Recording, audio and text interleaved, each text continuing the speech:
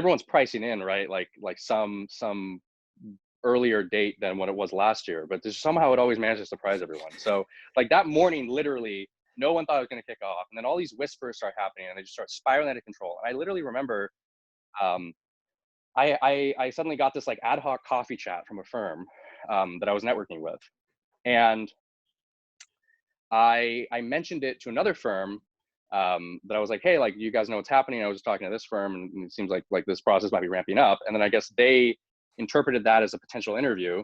So they told their headhunting firm. So I got a call from a headhunter freaking out, like, oh my God, did you just get an interview? And it's just like, everyone's trying to figure out what's happening. Yeah, so So everyone like just goes.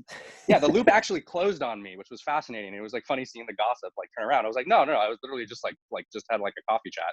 Mm-hmm. And this was that day. And so then everyone kind of settled down again, but you could tell there was just intensity. And then 3 hours later, it kicked off. And suddenly I got an interview. Yeah, because there's all it takes is once you have once you've rattled the cage a little bit, it's like everyone's jumpy and they're like, we just gotta go, just go now.